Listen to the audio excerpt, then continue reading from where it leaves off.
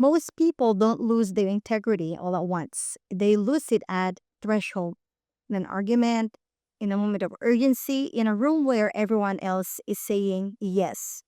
Pressure doesn't destroy character, it reveals what governs it. I'm Kay McLeod, and this is Integrity Under Pressure, a podcast about self governance, consequence literacy, and how to protect your integrity when willpower isn't enough. Because integrity isn't a personality trait, it's a governance skill.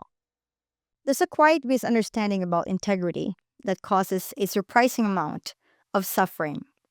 People assume integrity means being flawless, never losing your temper, never making the wrong call, never saying the thing you regret 2 hours later in the shower.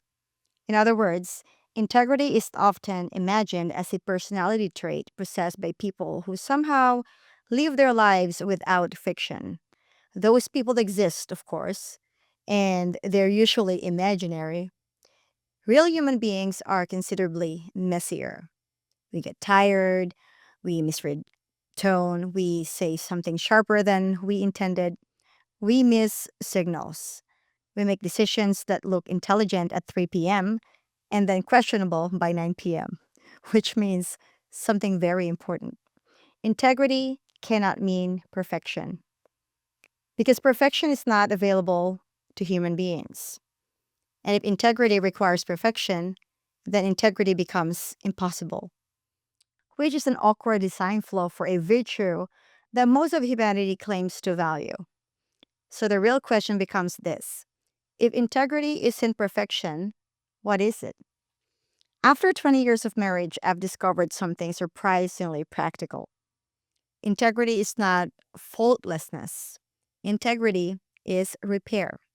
And the ability to repair quickly is one of the strongest forms of strength a person can build. Because here's the reality of any long relationship: marriage, partnership, friendship, even professional collaboration. You will eventually do something wrong. Not because you're malicious, because you're human.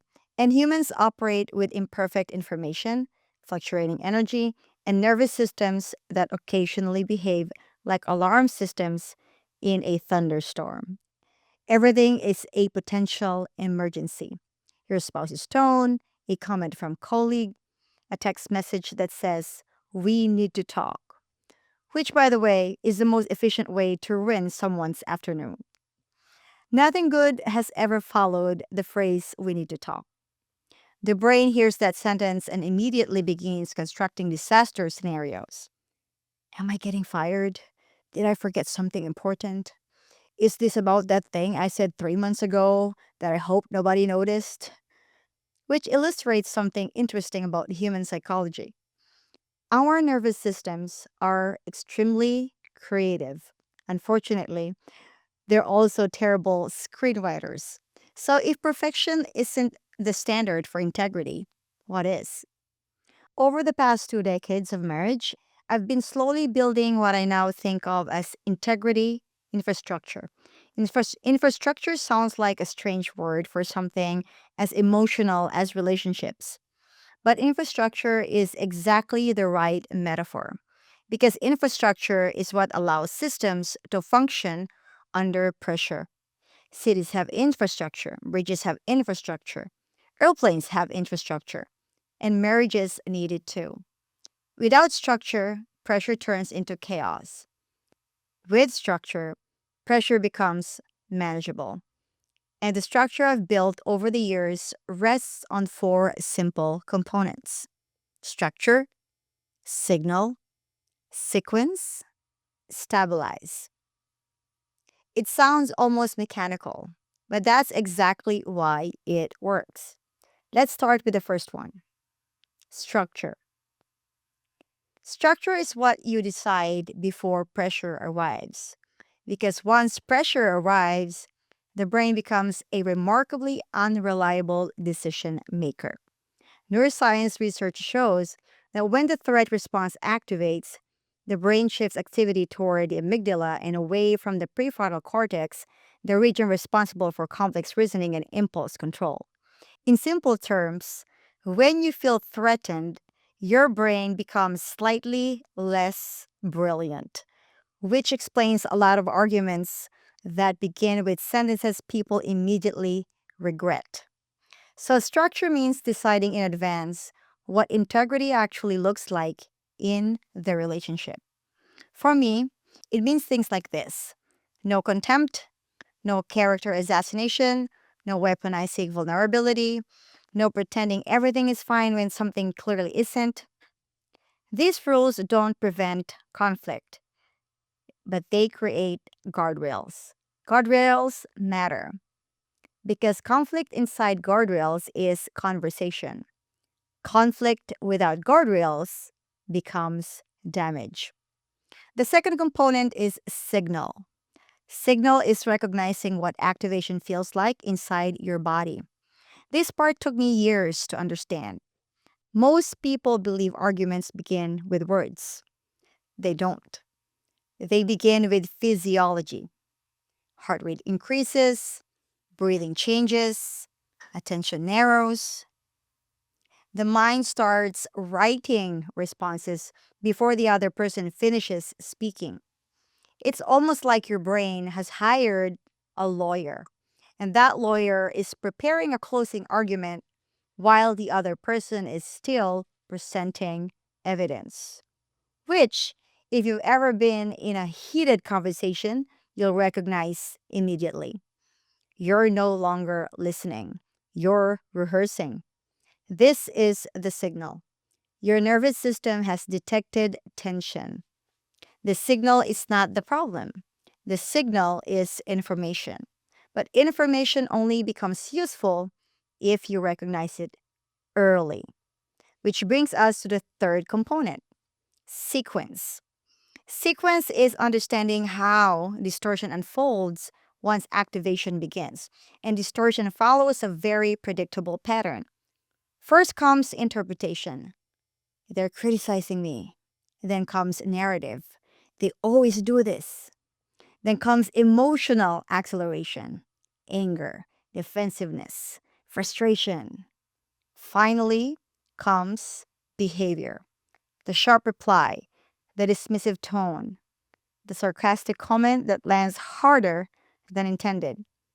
This sequence happens quickly, sometimes within seconds, but the moment you recognize the sequence, something important becomes possible: interruption. You can step out of the automatic pattern, which leads to the final component: stabilize. Stabilize is repair, and repair is the part many people avoid because repair requires something the ego finds uncomfortable: accountability. Not dramatic accountability, not the kind that turns into a theoretical apology tour, just simple ownership. I miss that moment. I spoke from activation. I need to correct something.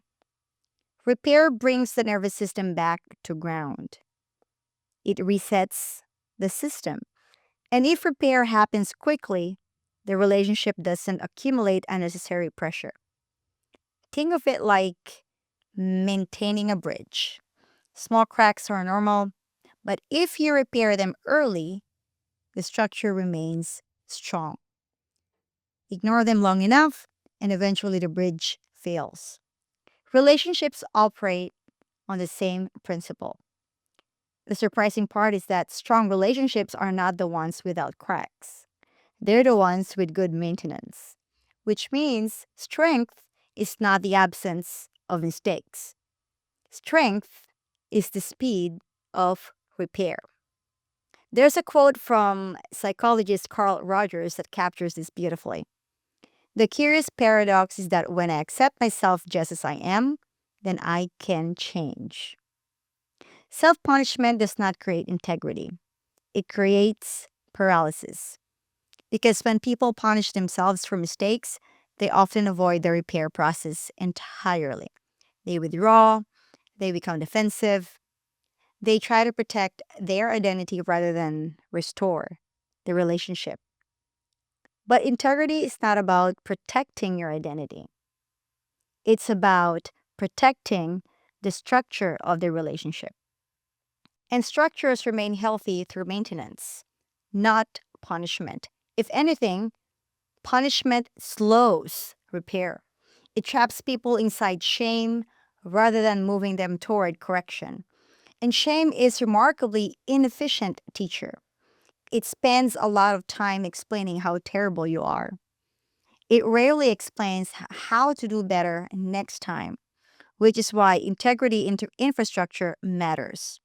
Structure, signal, sequence, stabilize. Decide the rules before pressure, recognize the signals when activation begins, understand the sequence of distortion, and repair quickly when you miss the moment. And here's the interesting part: this process doesn't make relationships fragile, it makes them remarkably strong. Because when people know repair is possible, they are less afraid of conflict. They can disagree without assuming the relationship is collapsing. They can correct behavior without destroying trust. In other words, the system becomes resilient. Resilience is not the absence of stress. Resilience is the capacity to return to stability after stress. That's true in engineering. It's true in biology. And it's absolutely true in relationships. So, after 20 years of marriage, here's the quiet lesson that emerged: integrity does not mean never falling out of alignment. Integrity means returning to alignment quickly, not perfectly, not dramatically, just consistently. And when you build that kind of infrastructure, something surprising happens.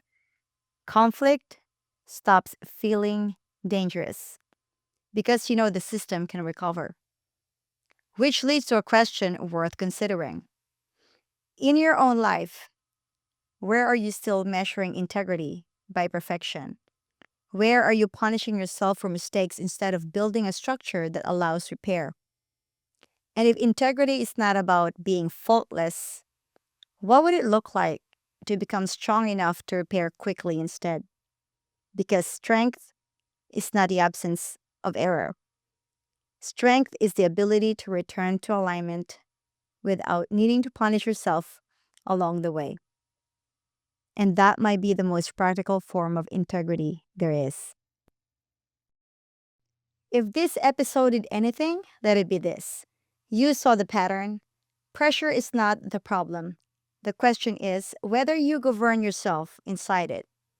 Hold that and decide what you're no longer willing to do on autopilot.